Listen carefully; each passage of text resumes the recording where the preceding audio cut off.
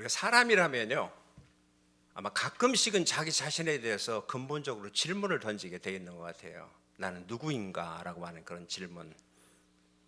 나는 누구고, 나는 어디서 와서 어디로 가며, 내가 산다는 것은 무엇이고 죽는다는 것은 무엇인지, 그리고 죽음 이후에는 무엇이 있는지. 굳이 철학적일 필요도 없고요, 거창할 필요도 없습니다. 존재한다면 사람은 그런 질문을 가끔 하게 되어 있습니다.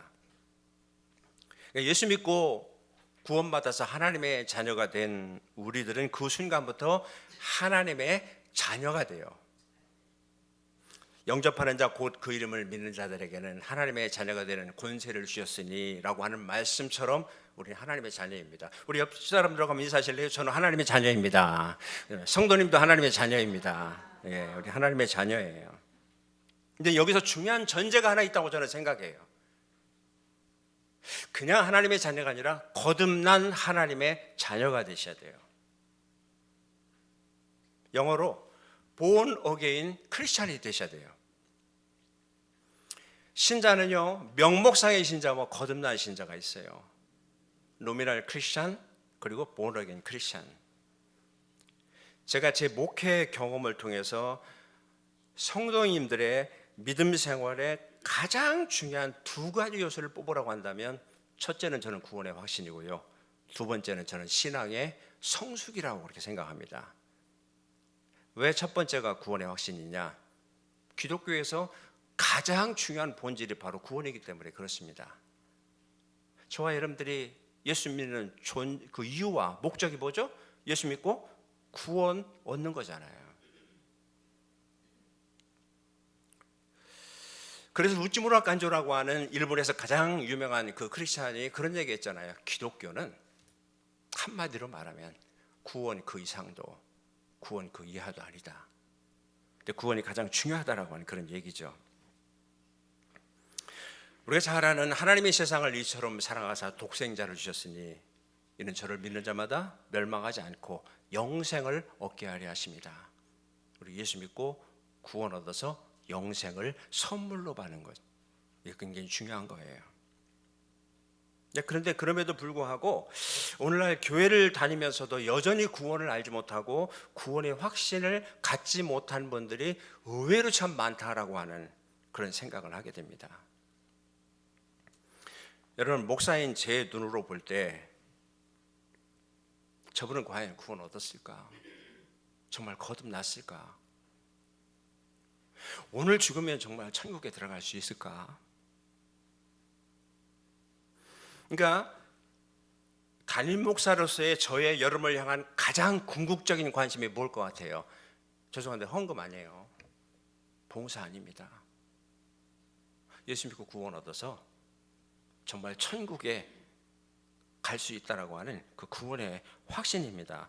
물론 여러분들이 헌금도 많이 하시고 봉사도 많이 하시고 참 큰 힘이 되고 격려가 되고 또 그 부분에서 하나님이 부어주시는 분명한 복도 있어요. 그러나 그보다 더 중요한 것이 구원이고 구원의 확신입니다. 그러니까 이거 없으면 한국말 우리 알잖아요. 말짱 도루묵이에요. 왜냐하면 왜 제가 그런 부담을 갖냐면 하나님이 저에게 맡겨주신 나의 양들 가운데 정말 예수 믿고 구원 얻어서 천국에 들어가지 못한다면 그 일정 부분 책임은 나에게도 있기 때문에 그렇습니다.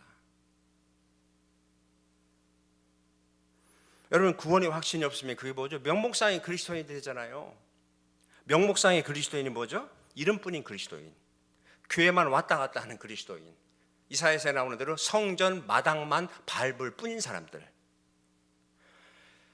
어쩌면 오늘날 우리가 걱정하는 교회의 위기, 옛날엔 교회가 세상을 걱정해 줬는데 지금은 세상이 교회를 걱정해 주는 그런 시대 가운데 교회의 위기, 건물이 아닐 거예요, 헌금이 아닐 거예요, 수저가 아닐 거예요. 바로 이런 명목상의 그리스도인들만 득실득실해서 그런 거 아닐까요? 자, 문제는 교회가 이 구원에 대해서, 구원의 확신에 대해서 강력하게 가리키거나 도전하지 않는 것도 문제가 있는 것 같아요. 이 기독교는요, 만인 구원설을 믿는 게 아니에요. 근데 제가 볼 때 오늘날 너무 구원이 쉬워요. 아무나 구원 얻을 수 있다고 생각합니다. 결코 기독교는 만인 구원설, 모두가 구원받는다, 이거 믿는 데가 아닙니다. 그런데 사람들을 솔깃하게 만드는 이단들 보세요. 대부분의 그들이 지향하는 입장이 만인 구원설이에요. 몰몬도 마찬가지고 여호와증인도 마찬가지예요. 그러니까 여러분 스스로를 잘 돌아보시면서 항상 정직하게 나를 돌아봐야 돼요. 나는 정말 구원받았는가? 물과 성령으로 나는 정말 거듭났는가? 내가 오늘 밤 죽더라도 난 천국에 들어갈 수 있는가? 아마 그건 여러분 자신이 잘 알 거예요. 여러분 안에 있는 여러분의 영혼이 잘 알 거예요. 그러니까 교회 안에 이렇게 명목상의 그리스도인들만 늘어나면, 그래서 사실은 교회와 세상의 구분이 좀 없어지는 거 아닌가요? 하나님을 내가 만났다, 하나님을 내가 경험했다라고 하는 이런 것들을 간증할 얘기가 없기 때문에 맨 교회 와서도 세상 얘기, 정치 얘기, 막 쓸데없는 얘기, 남 뒷담화. 그러다 보니 예배도 관심이 없고 예배에 진심이지 않고,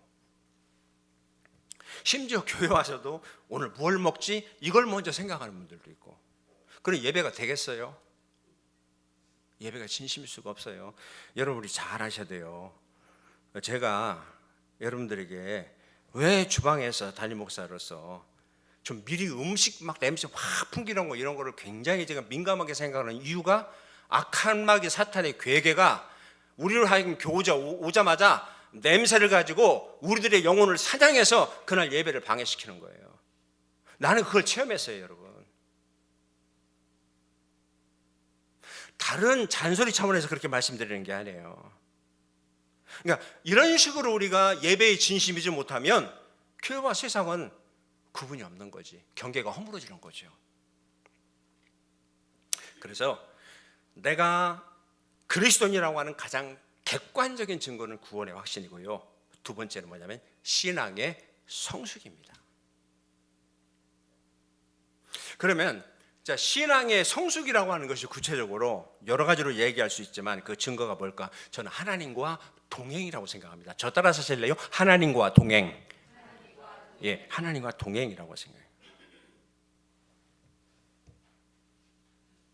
근데 여러분, 하나님을 만났다는 확신도 없는 분들에게 어떻게 하나님과의 동행이 가능하겠어요? 만나야 동행하지 않겠습니까? 그죠?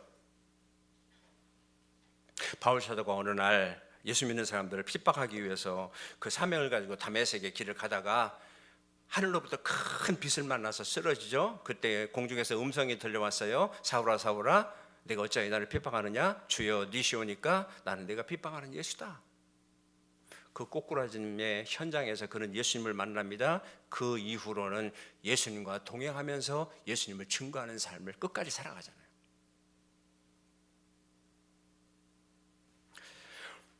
하나님과 이 동행한다라고 하는 것, 우리 신앙의 성숙의 가장 구체적인 한마디가 바로 하나님과 동행이라고 볼 수 있는데, 이 성경에서 하나님과 동행의 가장 모범이 저는 이 구약 성경에 나오는 에녹이라고 그렇게 생각합니다. 성경에 보면 그가 300년을 하나님과 동행했다고 그렇게 얘기하잖아요. 10년도 아니고 20년도 아니고 300년을 한결같이 하나님과 변함없이 동행했다는 거예요. 우리가 이 말씀 앞에 정말 부러웠으면 좋겠고, 그리고 우리도 한결같이 하나님과 동행하며 살았으면 좋겠고, 오늘 이 말씀 앞에서 성령이 여러분과 저에게 역사하셔서 오늘 이 시간 이후로 주님 오시는 그날까지 정말 내가 하나님과 동행하며 살아야 되겠다라고 하는 구체적인 결단이 있기를 주님의 이름으로 축복합니다. 여러분, 우리가 에녹을 보면요, 하나님과 동행했다라고 하는 것이 무엇인가를 배울 수 있는데, 에녹은 처음부터 하나님과 동행한 사람이 아니었어요. 계기가 있었어요. 여러분, 참 중요한 거예요. 어떤 계기가 필요한데, 그 계기가 뭐냐면 아들의 출생이잖아요. 자, 하나님의 말씀 보실까요? 창세기 5장 21절부터 24절 읽습니다. 시작. 에녹은 65세에 무드셀라를 낳았고 그 무드셀라를 낳은 후 300년을 하나님과 동행하며 자녀들을 낳았으며 그는 365세를 살았더라. 에녹이 하나님과 동행하더니 하나님이 그를 데려가심으로 세상에 있지 아니하였더라. 그 중에 22절을 보시면 22절이 에녹은 65세에 무드셀라를 낳았고 300년을 하나님과 동행하며 자녀를 낳았다. 그러니까 하나님과 300년을 동행하기 전까지는 그는 하나님과 동행했다는 기록이 없어요. 그러면 어떤 계기가 에녹으로 하여금 하나님과 동행하는 사람으로 만들었는데 그 계기가 아들 누구? 무드셀라. 그러면 무드셀라, 우리가 이 성경 추조할 때 창세기의 단골 가장 대표적인 게 뭐죠? 성경에서 가장 오래 사는 사람 무드셀라 969세 우리가 잘 알잖아요. 근데 그게 중요한 게 아니고 무드셀라라고 하는 이름의 뜻이 뭐냐면 그가 죽으면 심판이 온다. 그가 죽으면 심판이 온다. 어쩌면 에녹은 아들을 낳고 그의 이름을 부를 때마다 이름을 통하여 계시된 하나님의 심판을 생각했을 것 같아요. 아, 내가 살아온 인생은, 내가 살아갈 인생은 언젠가는 반드시 하나님 앞에서 결산이 되고 심판이 되어서 나도 언젠가는 하나님의 심판대 앞에 서게 되는구나. 근데 그걸 깨닫고 그리고 그 이름 앞에서 그것이 계기가 되어서 하나님과 동행한 거 아니겠습니까? 우리도 이런 계기가 좀 있어야 되지 않겠습니까?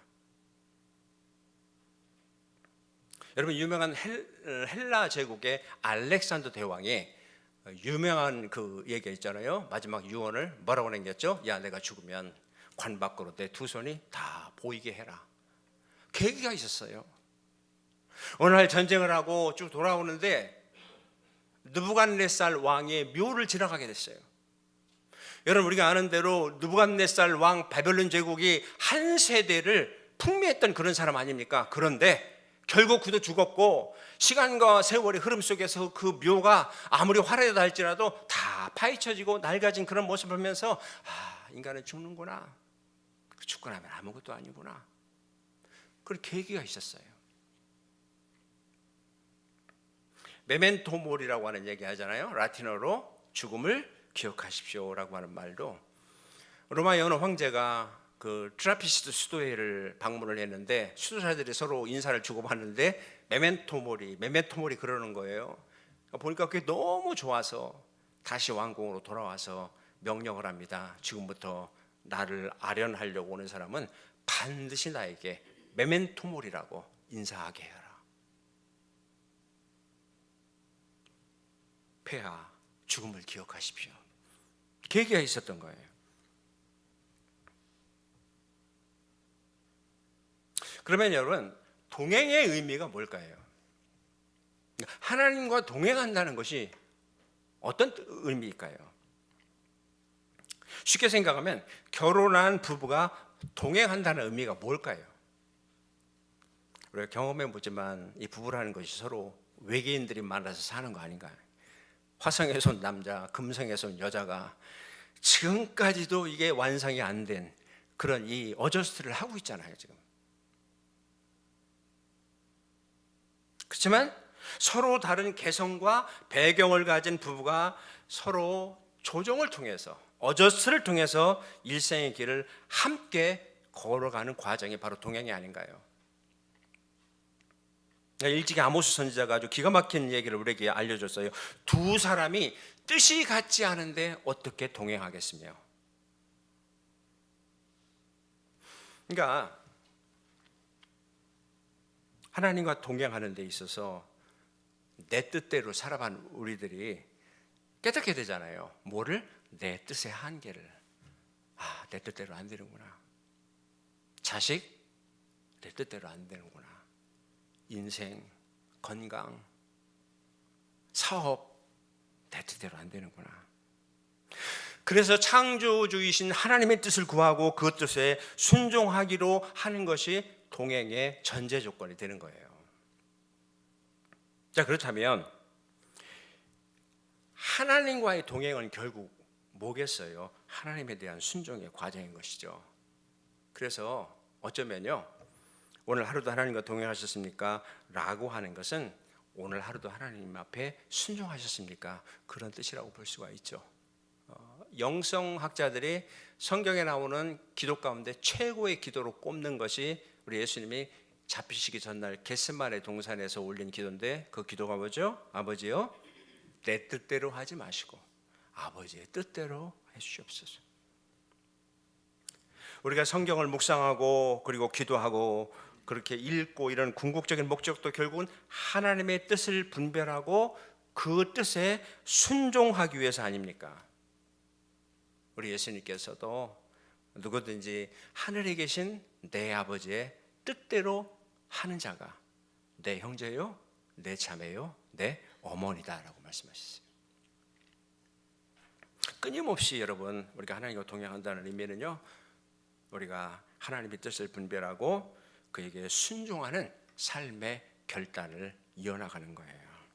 그게 바로 이 동행의 삶의 의미고, 이것이 바로 신앙의 성숙이라고 볼 수 있는 거죠. 자, 이렇게 하나님과 동행하게 될 때 그 동행의 결과가 있는데, 동행의 결과가 무엇입니까? 우리가 하나님의 목적지에 하나님과 함께 다다를 수 있다는 것이죠. 자, 오늘 창세기 5장 24절 말씀 우리 같이 읽어요. 시작. 에녹이 하나님과 동행하더니 하나님의 그를 데려가심으로 세상에 있지 아니하였더라. 여기서 참 중요해요. 두 가지가 중요하지 않을까요? 첫째, 에녹이 하나님과 동행하였다. 두 번째, 하나님이 에녹을 데려갔다. 그러니까 날마다 하나님과 동행하면서 하는 에녹에게 어느 날 하나님께서, 야 에녹아, 오늘은 우리가 함께 좀 먼 곳으로 여행을 해야 되겠다. 그러면서 아마 이 지상에서 영원한 저 하늘나라, 저 높은 곳으로 하나님께서 그렇게 옮겨 주신 거 아닐까요?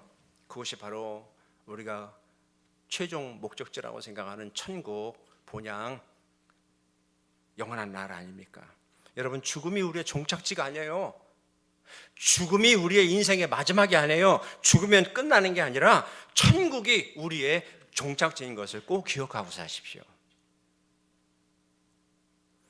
이게 에녹의 이야기가 등장하는 창세기 5장에 사실은 이게 아담의 족보 이야기인데, 거기 보면 아담의 모든 그 후손들의 이야기가 나오는데, 대부분 공통적인 특징이 뭐예요? 죽었더라, 죽었더라, 죽었더라. 낳고 살다가 죽었다. 근데 그거를 딱 깨는 유일한 사람이 누구예요? 에녹이잖아요.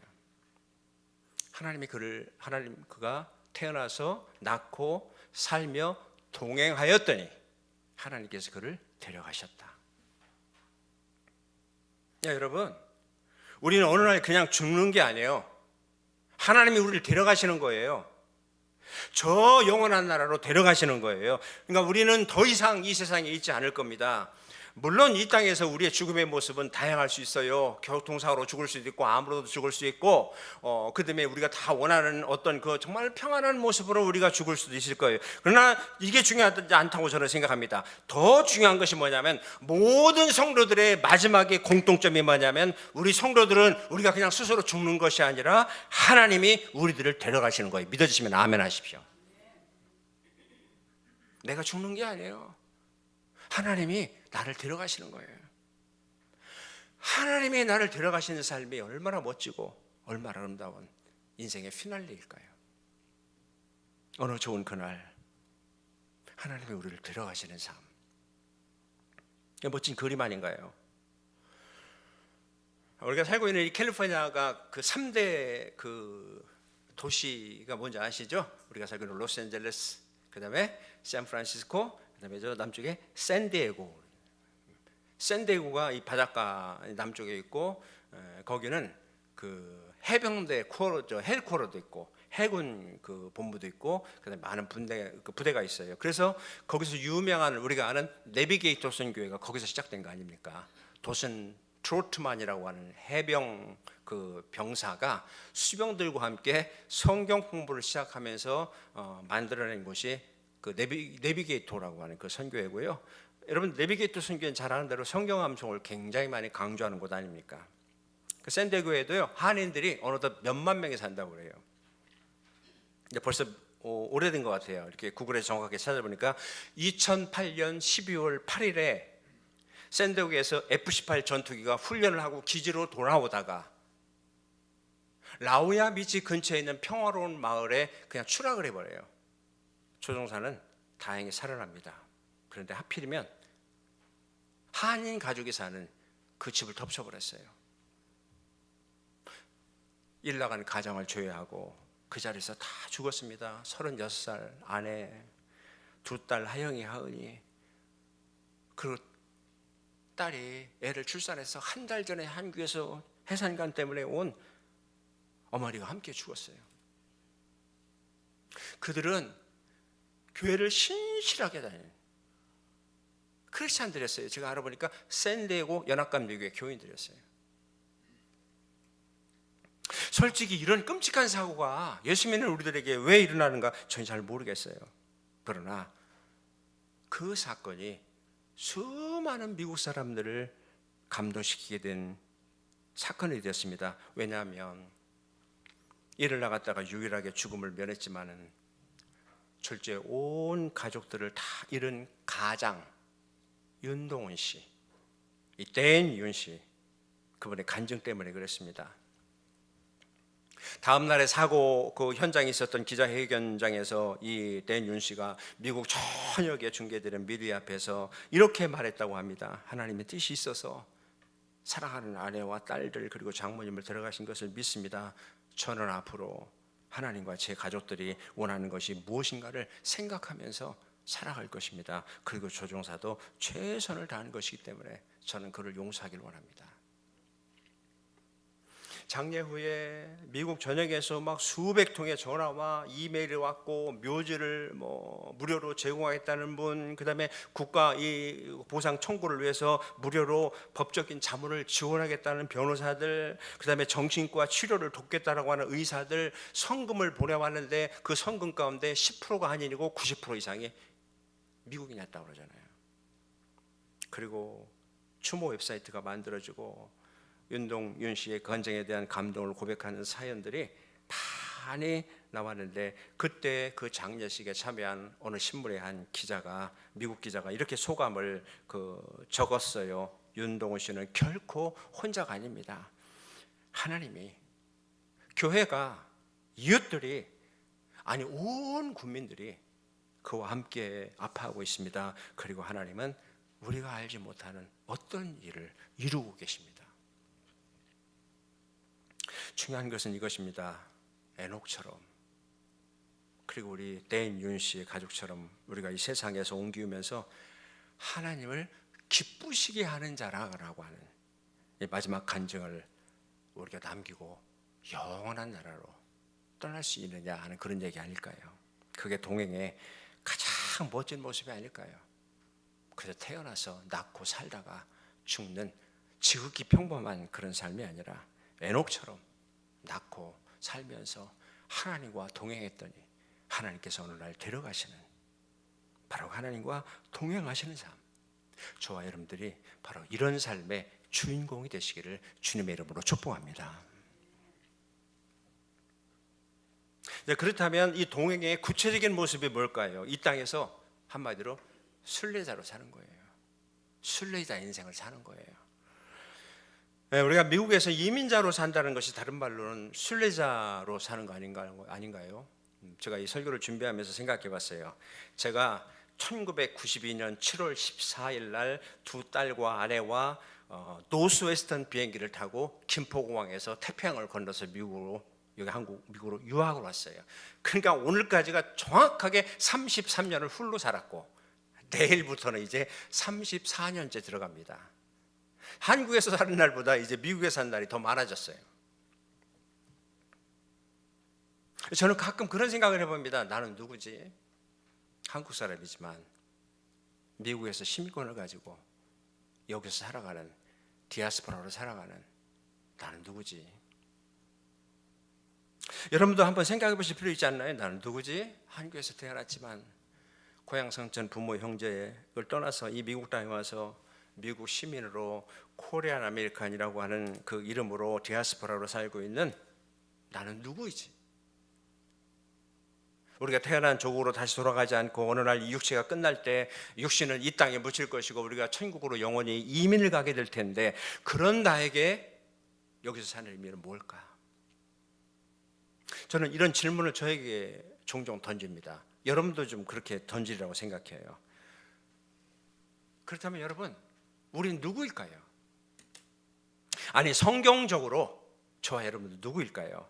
오늘 본문의 말씀은 우리 그리스도인이 뭐라고 표현하냐면 한마디로 고향 떠난 나그네, 외국인과 나그네라고 이렇게 얘기하는 거예요. 자, 13절 말씀 히브리서 11장 같이 읽어요. 히브리서 11장 13절 제가 읽어드릴게요. 자, 같이 읽습니다. 시작. 이 사람들은 다 믿음을 따라 죽었으며 약속을 받지 못하였으되 그것을 멀리서 보고 환영하며 또 땅에서는 외국인과 나그네임을 증언하였으니 그들이 이같이 말하는 것은 자기들이 본향 찾는 자임을 나타내매라. 아멘. 외국인과 나그네. 그러니까 우리 인생은 한마디로 외국인과 나그네, 또 다른 말로 순례자. 그래서 우리의 삶은 본질적으로 순례자의 삶, 순례자의 인생을 살아가는 것이 성경적으로 옳다는 것이죠. 하나님과 동행한다라고 하는 것은 이 순례자의 인생으로 살아간다는 거예요. 성경적으로 보실까요? 우리가 예수 그리스도를 구주로 그리고 주님으로 영접하는 순간 우리가 하나님의 자녀가 되고 천국 백성이 됩니다. 그리고 천국의 백성이 되는 순간 우리는 이 땅에서 외국인과 나그네가 되는 거예요. 그래서 우리 이 땅에서의 삶은 나그네 인생일 수밖에 없고 그 나그네를 영어로 필그림, 순례자라고 하는 거예요. 여러분 기억하십시오. 우리는 목적 없이 방황하는 방랑자가 아니라 분명한 목적을 알고 살아가는 순례자가 돼야 돼요. 우리는 순례자예요.